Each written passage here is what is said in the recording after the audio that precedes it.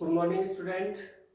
बेटा आज हम बीएससी सेकेंड ईयर जो है उसका हमने फर्स्ट पेपर स्टार्ट किया था और फर्स्ट पेपर है अपना इनवर्टिब्रेट्स जो है अकशेरुकी जो प्राणी हैं उनमें उनकी संरचना और उनके कार्य। जो फर्स्ट पेपर का नाम है ये इनवर्टिब्रेट्स। और इनवर्टिब्रेट्स जो है इसका पहला चैप्टर लिया था हमने गमन यानी लोकोमोशन। और गमन में जो है हमने कूटपादीय गमन पढ़ लिया था कि कूटपाद क्या है और उसके कितने प्रकार हैं और अमीबा में कैसे कूटपादीय गमन होता है वो पढ़ लिया था। अब कूटपादीय गमन के बाद दूसरा आता है पक्षमाभीय गमन, यानी पक्षमाभ के द्वारा किन जीवों में गमन होता है और कैसे गमन होता है, यानी सीलिया यानी पक्षमाभ के द्वारा किन जीवों में गमन की क्रिया होती है और कैसे होती है। ठीक है बेटा। देखिए बेटा पक्षमाभीय गमन जो है ये मिलता है संघ प्रोटोजोआ। संघ प्रोटोजोआ के जो प्राणी हैं उनका एक वर्ग है सीलिएटा। सीलिएटा संघ प्रोटोजोआ के वर्ग सीलिएटा के जो सदस्य हैं जिसमें पैरामीशियम आता है उनमें पक्षमाभ के द्वारा गमन होता है।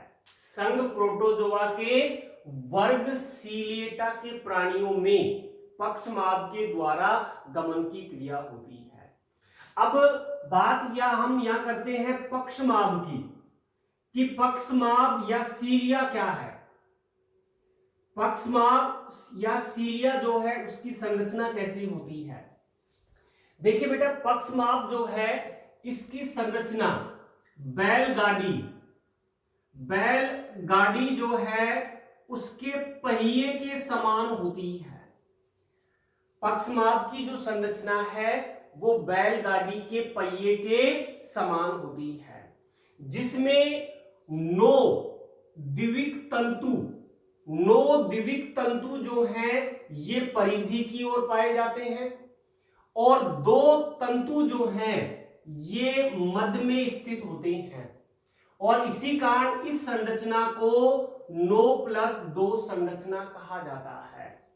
पक्षमाभ की आंतरिक संरचना कैसी होती है? 9+2 प्रकार की होती है। 9+2 का मतलब क्या हुआ? 9 द्विक तंतु तो परिधि की ओर होते हैं और 2 तंतु मध्य में स्थित होते हैं, वो संरचना 9+2 संरचना कहलाती है। ठीक है बेटा।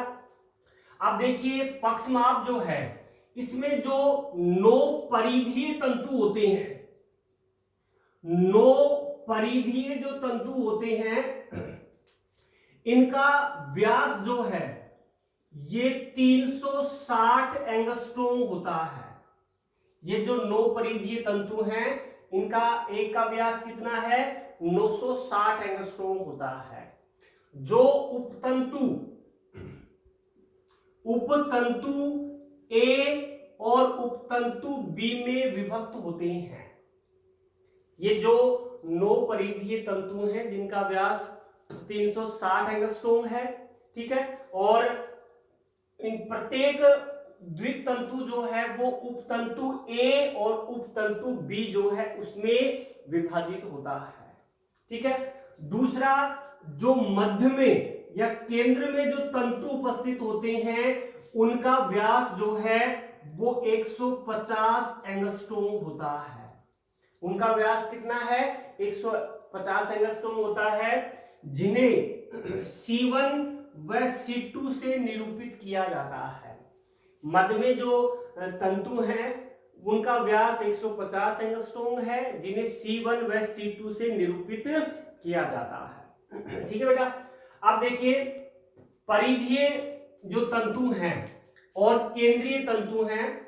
जो केंद्रीय तंतु से एक सूक्ष्म तंतु समान संरचना निकलती है जो उपतंतु ए तक जाती है। सब केंद्रीय तंतु से एक तंतु समान संरचना निकलेगी, धागे समान संरचना निकलती है जो कहां तक जाती है? उपतंतु ए तक जाती है। यानी ये धागे समान संरचना केंद्रीय तंतु से निकलकर किससे जुड़ी रहती है? उपतंतु ए से जुड़ी रहती है। ये है पक्षमाप की आंतरिक संरचना, जो कैसी होती है? नो प्लस 2 प्रकार की होती है। और ये पक्षमाप की जो संरचना है आपने फर्स्ट ईयर में भी पढ़ी थी और ये फर्स्ट ईयर में भी है। ठीक है, उसके बाद अब हम यहां लेते हैं कि पैरामीशियम। पैरामीशियम जो है उसमें पक्षमाप के द्वारा गमन कैसे होता है? पैरामीशियम में पक्षमाप के द्वारा गमन। पैरामीशियम जो है उसमें पक्षमाप के द्वारा कैसे गमन होता है? जैसे हमने कूटवादी गमन में अमीबा का उदाहरण लिया था, तो यहां पर कौन है पक्षमापी गमन में? पैरामीशियम जो है उसमें गमन की क्रिया होती है। देखिए बेटा, पैरामीशियम जो है उसमें पक्षमाप के द्वारा गमन होता है और पैरामीशियम जो है उसकी सतह पर, पैरामीशियम जो है उसकी सतह पर 10,000 से लेकर 14,000 तक पक्षमाप पाए जाते हैं। पैरामीशियम की जो सतह होती है उस सतह पर 10,000 से लेकर 14,000 तक जो पक्षमाप हैं ये पाए जाते हैं। और पक्षमाप जो है ये पतले धागे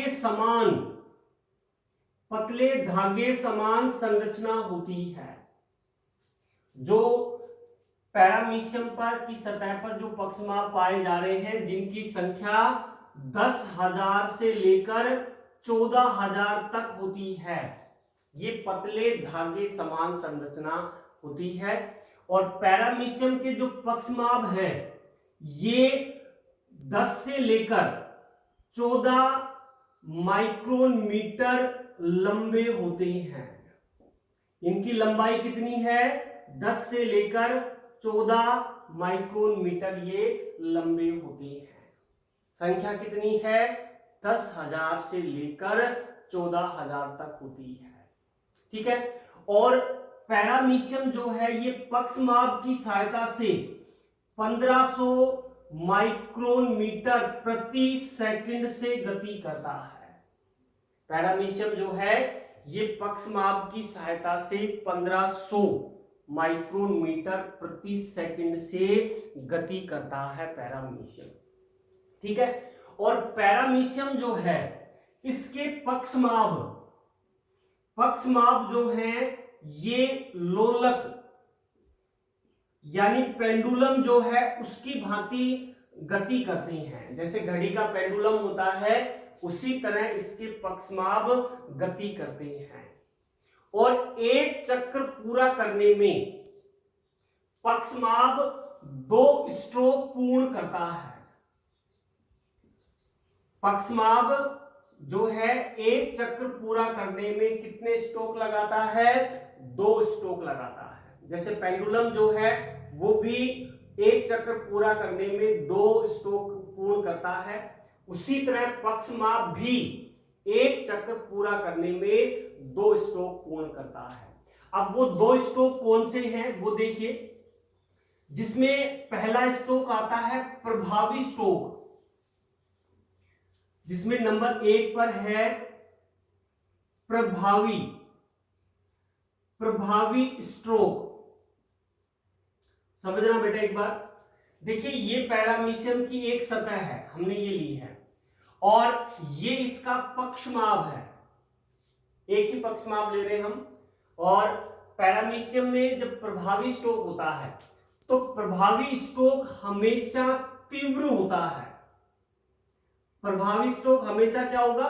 तीव्र, जिसमें कठोर और मुड़े हुए पक्षमाप जो है ये जल पर तेजी से प्रहार करते हैं।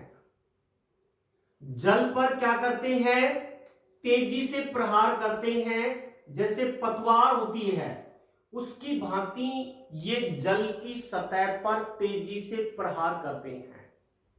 प्रभावी स्ट्रोक जो तीव्र है, जिसमें कठोर और मुड़े हुए पक्षमाप पतवार की भांति तेजी से जल पर प्रहार करते हैं, जिससे जल पीछे की ओर और पैरामीशियम आगे की ओर बढ़ता है। पतवार में क्या होता है कि जैसे पतवार से जल को पीछे धकेला जाता है और नाव आगे बढ़ती है, उसी तरह इसका जो पक्षमाप है वो तेजी से जल पर प्रहार करता है, जिससे जल पीछे और पक्षमाप आगे की ओर यानी पैरामीशियम आगे की ओर गति करता है। ये है प्रभावी स्ट्रोक जो तीव्र होता है। दूसरा आता है पुनः प्राप्ति स्ट्रोक। पुनः प्राप्ति स्ट्रोक, देखिए बेटा, पुनः प्राप्ति स्ट्रोक जो नाम से पता लग रहा है कि इसमें पक्षमाप जो है पुनः अपनी प्रारंभिक स्थिति में आएगा। पक्षमाप पुनः अपनी प्रारंभिक स्थिति में आता है, यानी ये स्ट्रोक जो है ये धीमा होता है। ये कैसा होगा? धीमा होता है। देखिए कैसे, अब देखिए पहली स्थिति में ये पक्षमाप तेजी से या इस स्थिति में आ गया, यहां पर पहुंच गया है पक्षमाप। अब यहां पर पहुंचने के लिए ये पहले अपनी प्रारंभिक स्थिति में आएगा, और प्रारंभिक स्थिति में कैसे आएगा? बहुत धीमी गति से जल का कम से कम प्रतिरोध करते हुए, जल का कम से कम प्रतिरोध करते हुए ये अपनी प्रारंभिक स्थिति में आएगा। पुनः प्राप्ति स्ट्रोक जो धीमा होता है, जिसमें पक्षमाप शिथिल हो जाते हैं, इसमें पक्षमाप कठोर थे, इसमें पक्षमाप शिथिल हो जाएंगे और कम से कम प्रतिरोध करते हुए पुनः अपनी प्रारंभिक स्थिति में आते हैं। सोचो, मान लो वो पुनः प्राप्ति स्ट्रोक तेजी से होता और वापस वो इस तरह वापस आता अपनी प्रारंभिक स्थिति में, तो पैरामीशियम जितना आगे गया था उतना पीछे चला जाएगा। लेकिन ऐसा नहीं होता है। पुनः प्राप्ति स्ट्रोक में पैरामीशियम के पक्षमाप शिथिल हो जाते हैं और जल का कम से कम प्रतिरोध करते हुए अपनी प्रारंभिक स्थिति में आते हैं। ठीक है, और पुनः प्राप्ति स्ट्रोक होने के बाद फिर वापस क्या हो जाता है? प्रभावी स्ट्रोक शुरू हो जाता है।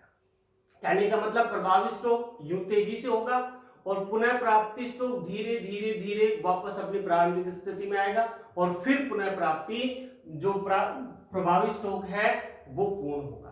तो ये दो स्ट्रोक हो गए, प्रभावी स्ट्रोक और पुनः प्राप्ति स्ट्रोक।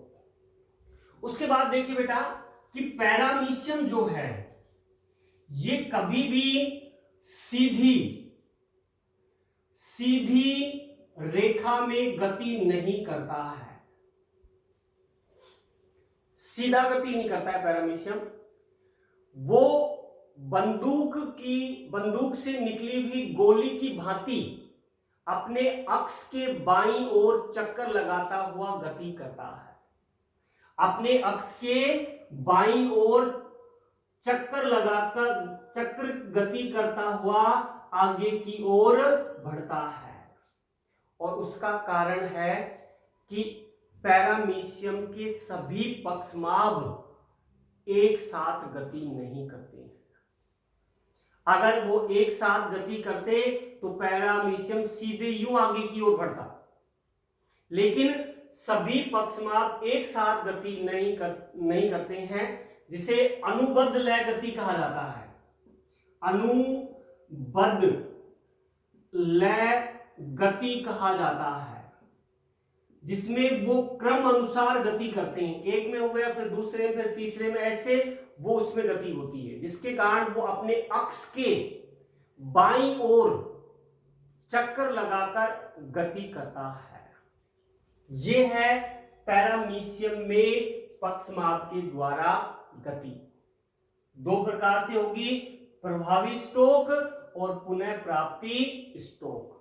और अनुबद्ध लय गति करता है इसके पक्षमाप, और वो अपने अक्ष के बाईं ओर चक्रिक गति करता हुआ आगे की ओर बढ़ता है। जैसे बंदूक से गोली जो निकलती है वो भी अपने अक्ष के बाईं ओर गति करते हुए आगे बढ़ती है, उसी तरह ही पक्ष जो पैरामीशियम है वो पक्षमाप के द्वारा गमन करता है। ठीक है बेटा। अब पैरामीशियम जो है इसमें एक विशेष प्रकार की और गति पाई जाती है। ये गति तो होती है, उसके अलावा एक गति और होती है, वो है पैरामीशियम में मेटाबॉलिक या शारीरिक संकुचन गति। पक्षमाप के अलावा पैरामीशियम में जो दूसरी प्रकार की गति है वो है मेटाबॉलिक या शारीरिक संकुचन गति। शारीरिक संकुचन में क्या होता है कि पैरामीशियम जो है इसका शरीर पेलिकल का बना होता है और पेलिकल के कारण इसका शरीर बहुत अधिक लचीला होता है।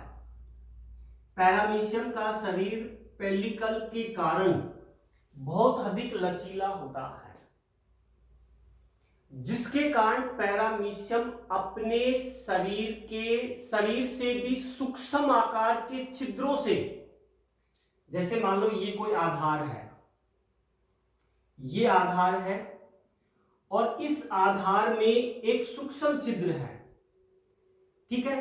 पैरामीशियम का आकार ये है, पैरामीशियम इस आकार का है और सूक्ष्म छिद्र जो है ये इससे शरीर के आकार से बहुत छोटा है।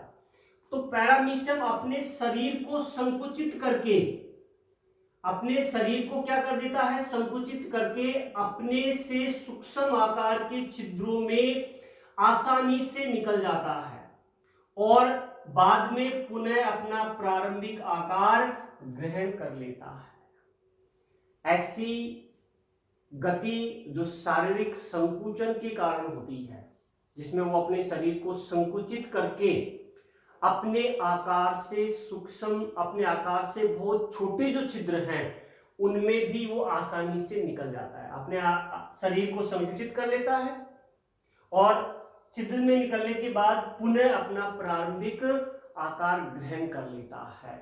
इस प्रकार की जो गति होती है जो शारीरिक संकुचन के कारण होती है उसे मेटाबॉलिक या शारीरिक संकुचन गति कहा जाता है। तो ये हो गया बेटा जो है अपनी पक्षमापी गमन पूरा हो गया, जो किसमें था, पैरामीशियम संघ प्रोटोजोआ के वर्ग सीलिएटा के सदस्यों में ये पाया जाता है, ठीक है। और इसमें हम उदाहरण किसका लिया था, पैरामीशियम का, कि पैरामीशियम के जो पक्षमाप है वो लोलक यानी पेंडुलम की भांति गति करते हैं और एक चक्र पूर्ण करने में वो 2 स्ट्रोक लगाते हैं। एक तो प्रभावी स्ट्रोक जो तीव्र होता है, जिसमें मुड़े हुए कठोर पक्षमाप पतवार की भांति जल पर प्रहार करते हैं, जिससे जल पीछे और पैरामीशियम आगे की ओर बढ़ता है। पुनः प्राप्ति स्ट्रोक में पक्षमाप शिथिल हो जाएंगे और जल का कम से कम प्रतिरोध करते हुए अपनी प्रारंभिक स्थिति में आएंगे और फिर प्रभावी स्ट्रोक शुरू हो जाएगा। दूसरी इसमें जो गति है कि वो अपने शरीर को संकुचित करके सूक्ष्म छिद्रों से भी निकल जाता है और पुनः अपना प्रारंभिक आकार ग्रहण कर लेता है। ये है पैरामीशियम जो है उसमें पक्षमापीय गमन। आज के लिए इतना ही बेटा, थैंक यू।